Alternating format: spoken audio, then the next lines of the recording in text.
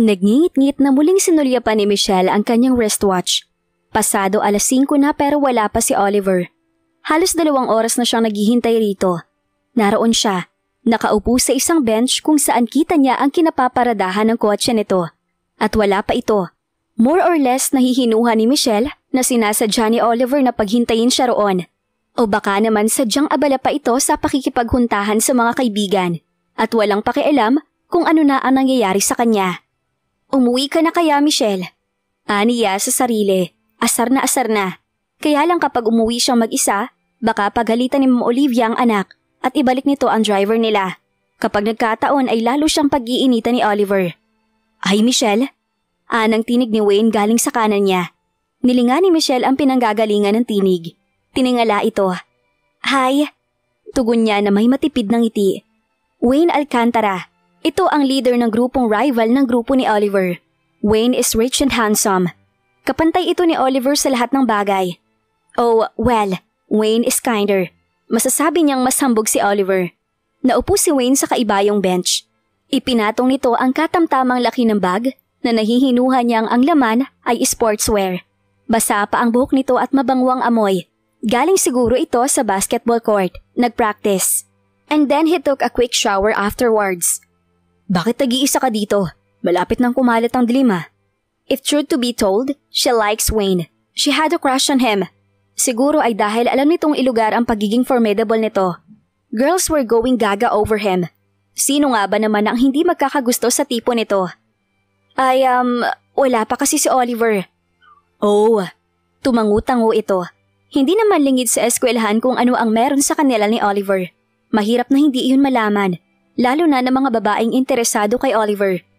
Sinulya pa ni Wayne ang diver's watch na suot. Ihatid na kita. Hindi safe sa tulad mo na mag-isa kahit na narito ka pa sa vicinity ng school. Tipid siyang napangiti. Salamat sa offer pero… Michelle! Anang tinig ni Oliver. Nakita niya itong papalapit sa kanila ni Wayne. I see. Someone keeps you entertained, ha? Bagaman para sa kanya ang sinabi, kay Wayne naman ito nakatingin. Nakaistorbo ba ako? Wayne didn't back out.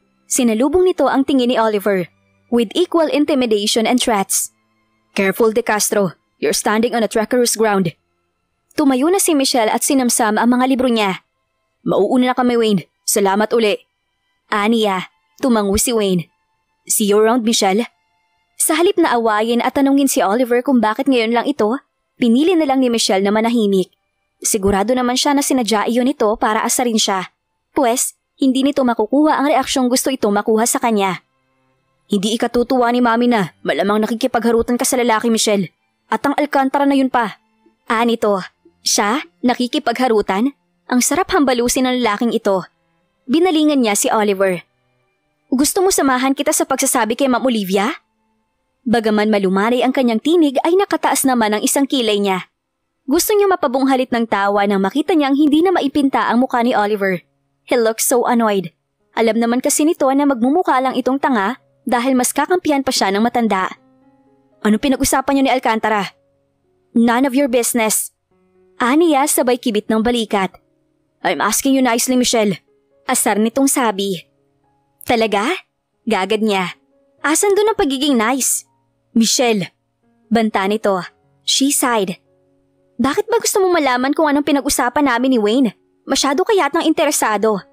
Whatever. Bulong nito bago na nahimik na. Ang katahimikang dumaan ay binasag ng pag-ring ng cellphone nito.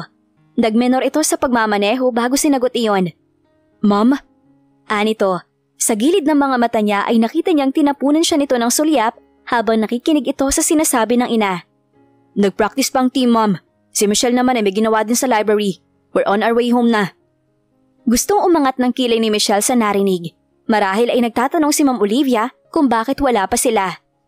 No. Yes. See you in a bit. Love you. Ibinabala nito ang telepono. Binalingan siya. Narinig mo naman siguro yung sinabi ko. May ginawa ka sa library kaya ngayon lang tayo. Ngumisi siya. Hindi ako sinungaling. At kung hindi ako nagkakamali, ay sinaway ng gumamit ng basketball court. So, matalim ang tinging ipinukol sa kanya ni Oliver. Hindi ako pamilyar sa karamihan ng mga bulaklak. Komento ni Michelle sa mga bulaklak ng Heaven's Garden. The flowers were magnificent, breathtaking. Iyong kahit hindi ka mahilig sa mga bulaklak, ay ma-appreciate mo pa rin ang karektang iyon. Pinisil ni Oliver ang palad niyang hawak nito. Ako man. How did you find this place? This paradise? Tayo lang ang narito. So I guess inarkila mo ang buong Heaven's Garden. Gosh, ayokong malula sa presyo nito. Pero kahit mahal dito, sulit na sulit na sulit naman. And pinaningkitan niya ng mga mata ang boyfriend. And don't tell me kung pang ilan na ako sa mga babaeng dinala mo dito. Oliver laughs. Hinapit siya nito. Ikaw pa lang ang nakasama ko dito, Michelle. Don't worry. And you're right. This place is priceless. I know. It's like it's out of this world. Nagpatuloy sila sa paglalakad. Sa unahan, sa banda roon, napansin niya ang isang kulay puting open chalet na ang mga haligi at bubong ay inakyat na ng mga namumulaklak na vines. Wow! Isang open chalet sa gitna ng mga bulaklak? Ang lakas maka-fairy tale niya na. Komento niya. Wanna check that out? Siyempre. Masiglang tugon ni Michelle. Race? Hamon sa kanya ni Ollie. Sure. Tugon niya sabay mabilis na tumakbo. Ang daya. Buska naman ni Oliver na agad ding nakasunod sa kanya. Dahil likas namang runner ang binata ay naabutan siya nito. Hanggang sa mapatili na lang siya nang hawakan nito ang braso niya para patigilin siya. At sa isang kisap mata ay binuhat siya ng binata. I love you. Anito. Gusto niyang maluha sa emosyong sumusungaw sa mga mata nito. Itinaas niya ang isang palad at dinamaan ka ng pisngi ng binata. I love you, Ollie. Malumanay at buong pusong usal niya. I love you so much. Karga pa rin siya ng binata nang makapasok na sila sa open chalet. Ibaba mo na ako. Utos niya. Oliver chuckled. Ibinaba nga siya nito, pero kababalansi pa lang niya sa sarili nang hapitin siya muli ng binata. Ipinalibot nito ang isang braso sa baywang niya, habang ang isang palad ay inapuha pang isa niyang palad at bahagyang itinaas. It was as if they are about to dance. Nakangiting tinaasan niya ng kilay. Sa aktong nagtatanong, ang binata. Oliver grinned and started to move. Umayon siya at sumunod sa paggalaw nito. They danced slow and nice. Sa musikang sila lamang ang nakakarinig. Magkaulayaw ang mga mata nila habang marahang umiindak. And then Michelle leaned closer. Michelle? I never really hate you then, you know? He said gently. Patuloy pa rin sila sa marahang pag-indak. And then, as time goes by, I started noticing you as a woman. And I don't know what to do. Gumuhit ang maluwang ng ngiti sa labi ng dalaga. Inihimlay niya ang kanyang ulo sa dibdib ng binata at ipinikit ang kanyang mga mata. Hindi niya maiwasang hindi balikan ng alaala. Ineng! Tawag sa kanya ni Tia Marcela. Nasa greenhouse siya noon at nagdidilig ng mga orchids ni Ma'am Olivia. Sabado niyon at walang pasok. May bisita ka. Ho? Gulat niyang tugon. Kumunot ang kanyang noo. Sino naman ang maaari niyang maging bisita? Kaeskwela mo daw, ninyo ni Oliver. Wayne ang pangalan. Andun sa may swing at kausap ni Ma'am Olivia. Muntikan nang mapanganga si Michelle. Si Wayne, bisita niya? Like, seriously? Bakit ito pupunta sa teritoryo ni Oliver? Ipinatawag ka ni Ma'am Olivia. Ano daw ho ang sadya? Hindi nakaligtas sa kanya ang pagbahid ng manipis ng ngiti sa labi nito. Akin niyang pang-spray at lumarga ka na ron ng malaman mo. Hindi na siya nakatanggi ng kunin ito sa kanyang pangdilig. Nag-aalangan na tinungo ni Michelle ang kinaroroonan ng swing sa my garden area. And there she saw Wayne. Kausap ito ni Ma'am Olivia. And oh boy, lumundag yata ang puso niyang may crush dito dahil sa kagwapuhan nito. Bigla ay gusto niya makonscious sa hitsura niya. Isang kulay puting t-shirt at khaki shorts ang suot niya. Her hair was tied in a ponytail. Tanging pulbos lamang ang umaadorno sa kanyang muka. Napakasimple ng ayos niya, pero presentable naman. Namataan siya ni Ma'am Olivia. Michelle! Anito, lumapit siya. May sasabihin daw siyo si Wayne. Hala, sige, maiwan ko na kayo ha? Thank you po ma'am. Ani ni Wayne. Sinagot iyon ng matanda ng pagtango at pagngiti. Anong ginagawa mo dito? Aniya, napansin niyang nakatayo pa ang lalaki habang siya ay nasa labas pa ng swing. Maupo ka pala. Thanks. Pumasok din siya at naupo sa kaibayo nito. So, anong sasabihin mo daw? Natawa si Wayne. Parang gusto mo na akong paalisin agad ah. He teased her. Nakaramdam naman siya ng pamumula ng pisngi. Sorry, hindi lang ako sanay na pinupuntahan dito. Okay lang. Maiksing tugon nito. Hindi ka naman magsasabi na manliligaw ka, no? At nagawa mo pang umapak sa teritoryo ni Oliver. You know what I mean? Natawa si Wayne. Tinitigan siya nito. You're really something, Michelle. Gustong-gusto ko ang pagiging prangka mo at pagiging totoo sa sarili. I mean, you never pretended to be someone you're not. You're proud of who you are. Michelle blushed. Hindi naman kasi talaga may pagkakailang paghanga at sinseridad sa mga mata ni Wayne. Sa mundo niyong mayayaman, nakakapanibago ba talaga na makatagpo ng tulad ko? Sinabi mo pa. Pagsang-ayon nito. Anyway, tungkol sa panliligaw, we'll get there. Soon. Sa ngayon, ang gusto ko talagang sabihin. Actually, itanong, ay kung pwede ka bang maging date ko sa seniors prom? I mean, kung wala pang ibang nagyayaya sa'yo. Ako? Gulat na tanong niya. Gusto mo ko makapartner sa prom? Yes. Amused na tugon nito. I'd like you to be my date. Hindi niya maapuhap ang tinig. Napalunok na lang siya. Hanggang sa gilid ng mga mata niya ay mapansin niya ang bulto ng katawan na nakatayo sa porch. It's Oliver, na mukhang Biyernes Santo na naman ang muka. Dahil nakataliko doon si Wayne, ay hindi niya ito napansin. Actually, hiningi ko na rin permission ni Tita Olivia at ng tiya mo. Sabi nila ikaw daw ang bahala magdesisyon. I mean, no pressure, Michelle. You can always say no, and I won't take it against you. Why me? Gusto sana niyang itanong. Pero para ano pa? Ano kasi, ang totoo ay, wala naman akong balak dumalo sa prom. Alinman sa dalawa, manghihinayang siya sa ibibili ng tiya niya na gown o mahihiya siya kay Ma'am Olivia dahil ipipilit nito na ito ang gagastos. Bukod pa sa hindi naman talaga niya trip ang ganoong sosyalan o kahit na anong party, mas gugustuhin pa niyang mag-review na lang ng mga aralin. Bala kasi niya maging self-supporting student pagtunto niya sa kolehiyo. Mag-a-apply siya ng scholarship. Pagkatapos, ay maghahanap siya ng trabaho na papasok sa oras niya. Sa palagay naman niya ay kaya niya. Well, usal ni Wayne. Tila hindi malaman kung paano magkokomento. It's okay, he said with a gentle smile. Baka hindi na rin lang ako umattend. Sa puntong iyon ay nakadama ng konsensya si Michelle. Kinokonsensya mo naman ako eh. Natatawang sabi niya. Tawang muntika ng mabitin nang masulyapan niya uli si Oliver. Maraming babae ang nagnanais na makasayaw ka sa prom. Baka kalbuhin nila ako kapag nalaman nilang ako ang dahilan kaya hindi ka dumalo. Wayne chuckled. Does it mean may pag-asa pa na magbago ang isip mo? Puno ng pag-asa na tanong nito. She rolled her eyes. Okay, ganito na lang. Pag-iisipan ko muna. Tapos sasabihan kita sa Lunes ng pasya ko. Lumiwanag ang mukha nito. Cool, thank you very much. Nang mawala sa paningin ni Michelle ang umalis na kotse ni Wayne, binitbit na niya patungo sa kusina ang tray na kinalalagyan ng juice at cake na idinulot niya rito. Michelle sighed.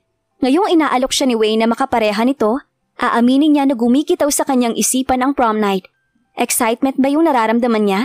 Marahil, nai-imagine na kasi niya ang sarili na nakasuot ng isang simple ngunit eleganting gown. She would put light makeup and… What is he doing here? Ay! Bulalas niya sa sobrang pagkagulat sa tila kulog na boses na iyon sa kanyang likuran. Kasabay niyon ay ang pagbagsak ng nabitawang tray sa sahig. Nanlaki ang mga mata niya nang makitang basag ang pitsyel at baso. Nakita mo nang ginawa mo? Gigil na sita niya kay Oliver sabay upo at sinamsam ang mga nagkalat na piraso ng bubog. Ano bang ginawa ko? Ikaw ang nakabasag, hindi ako. Anito bago na upurin at tinulungan siyang mamulot ng mga kalat. Nanggulat ka! Gigil niyang usal, hanggang sa mapamura na lang siya nang maramdaman ang pagkahiwa ng isang daliri niya. Agad tumulo ang dugo mula roon. You're bleeding. Ani ni Oliver bago hinablot ang kamay niya. Tumayo ito at halos purasahan siyang hinila patungo sa lababo. Hindi kasi nag-iingat? Nagngingit-ngit na usal nito habang binubuksan ang gripo at itinatapat roon ang palad niya. Napatitig tuloy siya rito. Saglit siyang nawala sa sarili. Paano? Kahit nakaangil sa kanya ang binatilyo, ay hindi naman maipagkakaila ang pag-aalala roon. Kasalanan mo to. Singhal niya rito habang binabawi ang palad, pero matigas ang binatilyo at nanatiling hinuhugasan iyon. Oo na. Angil nito, nakakunot ang noo. Hindi pa rin binibitiwan ang palad niya. Napataas naman ang kilay niya. Inaako nito na kasalanan nga nito. Aba, himala! Siyang pagpasok ni Ma'am Olivia sa kusina. What happened here? Mula sa nakakalat sa sahig, lumipat ang paningin nito sa palad niyang nakatapat sa gripo habang hawak ni Oliver. Kasalanan ko daw, ma'am. Anito, sa wakas ay binitiwan na ang palad niya. Bagaman kunot pa rin ang noo. Nagkabisita lang, nataranta na. Pabulong na usal nito bago nag-walk out. Hindi nakaligtas kay Michelle ang bahagyang pagtaas ng sulok ng labi ni Ma'am Olivia. As if she was amused. Halika Michelle, gamutin natin ang sugat mo. Lunes, 6:00 na ng gabi at katatapos pa lamang ng group study kung saan isa siya sa nag-facilitate. See you next week guys. Aniya habang sinasamsam ang mga gamit niya. Mauna na ako sa inyo. Okay, till next week Michelle. Dali-dali nang lumabas ng silid-aralan si Michelle. Magko-commute siya ngayon dahil siguradong nakauwi na si Olive. Natigilan siya nang mapansin ang binatilyo na nakaupo sa isang bench sa atrium. Mahirap na hindi ito mapansin dahil ang bench na kinauupuan nito ang unang bubungad sa kanya pag-apak niya ng atrium. Speaking of the devil, bakit narito pa siya? Nakasandal ang likod nito sa isang poste. Ang mga paa ay nakataas pa sa bench. Nakapikit ito. Hindi sigurado si Michelle kung nakatulog na ba ito dahil may headset itong suot. Mukhang nakikinig ito ng musika sa cellphone ito. Dahan-dahan niya itong nilapitan. Subalit umawang ang labi niya nang makita niya ang gasgas at bahagyang namumula na gilid ng labi nito. Hindi siya ipinanganak kahapon para hindi maunawaan kung saan galing iyon. Bunga iyon ng isang suntok. Umupo siya sa dulo ng bench. Oliver! Pagkuha niya sa atensyon nito sabay tapik sa tuhod nito. Agad naman itong nagmulat ng mata at ipinukol sa kanyang paningin. Ibinaba nito ang mga paa sa sahig at inalis ang headset. Bakit may sugat ka? Hindi niya napigilang itanong. Aaminin niya, nakakadama siya ng pag-aalala. Oo, mayabang si Oliver. Pero ngayon lang ito nakipagpisikalan. Siguradong mag-aalala ang mami mo. He snorted. Pakialam mo. Oo nga naman. Ano nga ba ang pakialam niya kung trip nito makipag-away? Umingo siya. Forget I asked. Bakit narito ka pa? Sinabi ko naman kanina na wag mo na akong hintayin dahil gagabihin ako Sinabi ko bang hinihintay kita? Pabalang na tugon nito. Ang sarap kutusan ng lalaking ito. Talo pa ako sa pagka-moody nag-aano ka pa dito? Hindi ito sumagot. Sa halip ay tumayo na ito at naglakad patungo sa parking lot. Sumunod siya rito. Nang marating ang kinaroroonan ng sasakyan, ay nanlock iyon ni Oliver. Binuksan at lumulan ito. Sumakay na rin si Michelle. Ilang sandali pa at binaybay na nila ang highway. Tahimik silang bumiyahe. Napailing na lang si Michelle nang mapuna niya ang namumulang kamao nito. Walang duda na nakipagsuntukan nga ito. Did you say yes? Maya-maya ay wika ni Oliver. Hindi agad nakuha ni Michelle ang tanong nito, kaya sa loob ng ilang sandali ay nakakunot ang kanyang noo sa pag-iisip. Did I say yes saan? An idea struck her. Ang pagiging prom date ba ni Wayne ang itinatanong nito? Whatever. Wika uli nito bago pa siya makasagot. Inungusan na lang ito ni Michelle. Gusto kong kumain sa labas. Samahan mo ko. Ani ni Oliver nang muli ito magsalita. At hindi iyon isang imbitasyon, kundi isang utos dahil ayon at ipinarada na nito ang sasakyan sa parking lot ng isang highway restaurant. Huwag mo nang kontrahin Michelle. Mukhang masama talaga ang mood niya. Paalala niya sa sarili. Nang bumaba si Oliver ay bumaba na rin siya. He's so conceited. Ni hindi man lang umaagapay sa kanya. Malalaki at tuloy-tuloy ang hakbang nito na animo wala itong kasama. Not very gentlemanly. Kung sa bagay, kailan ba naman ito naging gentleman sa kanya? How's your finger? Anito nang makaupo sila sa isang pandalawahang mesa. Napasulyap siya sa daliri niyang nababalutan ng band-aid. Malayo sa bituka. Tugon niya. Agad umasiste ang isang waiter at kinuha ang order nila. Sinabi ni Oliver ang order nito matapos pasadahan ng basa ang menu. Sa kanya naman bumaling ang waiter. Kape lang sa akin. Thanks. Kung hindi siya o-order na matinong pagkain, ibigay mo sa kanyang lahat ng narito sa menu. Aroganting utos ni Oliver sa waiter. Itinuro pa nito ang menu. Then he gave her a pointed look and then looks away. Oliver! Protesta niya. Pakialam mo ba kung gusto ko lang magkape? Hindi siya sinagot ni Oliver. Sa halip ay ang waiter ang binalingan nito. You hear me? Fine! Nagdadabog na kinuha ni Michelle ang menu at pumili ng pagkain roon. Sinabi niya ang napiling pagkain sa waitress na agad ding nakaalis matapos ang transaksyon. Ano bang problema mo? Nakairap na tanong niya kay Oliver. Wala lang. Tiningnan lang siya ng loko. Tulad ng instruksyon niya sa waiter, a bucket of ice was instantly served. Kinuha niya ang panyo niya. Pagkatapos ay kumuha siya ng ilang cubes ng yelo at ibinalot iyon sa panyo. Pagkuway, iniabot niya iyon sa binatilyo. Idampi mo sa gilid ng labi mo. Tiningnan lang ni Oliver ang iniabot niya. Gustong-gusto na ni Michelle na itirik ang kanyang mga mata sa binata. Naku, malapit na talaga niya itong mabatukan. Huwag kang mag-alala, senyorito. Malinis ang panyong ito. Nakairap niyang tugon. Kinuha na rin ni Oliver mula sa kanya ang do-it-yourself ice pack. Idinampingan nito iyon sa gilid ng bibig nito. Thanks. Halos hindi nagkatunog ang inusal ng labi nito. Umangat ang kilay ni Michelle. Nakarinigan lang ba niya si Oliver? Nagpasalamat ba talaga ito sa kanya? Yes, I said thanks. Anito na tila nabasa ang iniisip niya. He smirked at her. Sa ekspresyon ng mukha mo, hindi mahirap hulaan kung anong iniisip mo. Natawa siya. Well, yan ang unang beses nagpasalamat ka sa akin. Ipinatong niya ang mga braso sa mesa at inasar pa ang binatilyo. It doesn't hurt to say thanks, right? Yung i-appreciate mo ang mga maliliit na bagay na ginagawa ng mga nakapaligid sa iyo. Nginisihan niya ito. You're welcome. Oliver stared at her arrogantly. Pagkatapos ay sinabi nitong, may muta ka, Michelle. Kadiri ka. Ha? Agad niyang idinampi ang hinduturo para sana linisin ang gilid ng mga mata kung saan naiipon ang muta. Nang tumawa si Oliver, tsaka niya napagtanto na niloloko lang siya nito. Abat! Pero hindi na entertain ni Michelle ang inis. Sa halip ay mas napagtuunan niya ng pansin ang tumatawang hitsura nito. Bakit para yatang napakagwapo nito? I mean, I know he's handsome, but, hindi matagpuan ni Michelle ang tamang salita para isalarawan ang napapansin niya kay Oliver. Ako rin, I started noticing you then. Your laughter got me. Para yung syanta marahan akong hinihipnotis mo. Ani ni Michelle kay Oliver. Wala hindi ako sanay. Kaya nung makita at marinig ko ng ganun kalapit, I was mesmerized. Tumigil sila sa pagsasayaw. Tinungo ni Michelle ang isang poste ng open chalet. Kumapit roon at muling binusog ang kanyang mga mata sa tanawing iyon. Keukenhof Garden in France is like paradise. Pero wala sa kalingkingan ng Heaven's Garden ang Keukenhof. Mula sa likuran ay niyakap siya ng binata. Kusa naman niyang isinandig ang kanyang likod rito. Noong makauwi tayo sa bahay, naghihintay na sa atin si Mommy. Apparently, gusto rin niya malaman kung pumayag kang maging date ni Wayne sa prom. Natawa siya sa alaalang iyon. Pumayag siya noon. Masyadong excited ang mami mo, kaya siya patatahian niya daw ako ng gown. Magsha-shopping daw kami ng sapatos. You were the daughter she never had. Ani ni Oliver, dinampian ito ng halik ang ulo niya. Kung sila ay excited, ako naman ay disappointed noon. Isang pangit na ideya para sa akin na sasama ka kay Wayne sa prom or a-attend ka ng prom. Oliver chuckled. Maybe, subconsciously, gusto kong sa akin ka lang sumama.